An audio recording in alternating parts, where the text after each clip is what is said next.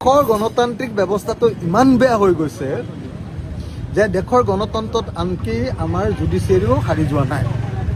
আমাৰ জুডিচিয়াৰীত থকা চিফ জাষ্টিছৰ নিচিনা মানুহে যেতিয়া ইউথক ডেকা যুৱক যুৱতীক যেতিয়া পঁইতাচোৰা বুলি কৈছে, তাৰ পাছত আৰু সেই জাজৰ পৰা কিবা বৰ ভাল জাজমেণ্ট দেশৰ জনগণে পাব বুলি কেতিয়াও আশা কৰিব নোৱাৰি।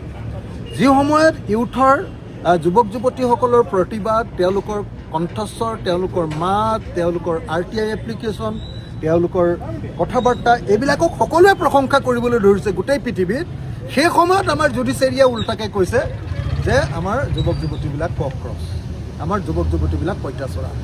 আৰু এইটোৱে প্ৰমাণ কৰিছে যে আমাৰ আইন আদালতো এতিয়া, আমাৰ জুডিচিয়াৰী ছিষ্টেমো এতিয়া কমপ্লিটলি গভৰ্ণমেণ্টৰ বা ৰাষ্ট্ৰৰ অধীনত চলিছে, যাৰ ফলস্বৰূপে আমাৰ দেশৰ জনগণে জুডিচিয়াৰীৰ ওপৰত আচলতে প্ৰকৃত সকাহ লাভ নকৰে।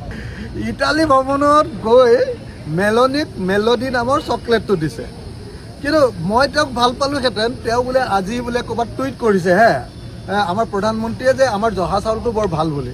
তেওঁ যদি মেলোডি চকলেটটো নিদি যদি 1 কেজি জহা চাউলৰ পেকেট এটা দিলেহেঁতেন, তেতিয়াহ'লে মই তেওঁক ধন্যবাদ দিলোহেঁতেন।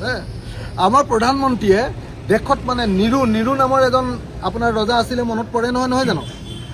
ৰোমৰ ৰজা নিৰুৱে কি কৰিছিলে?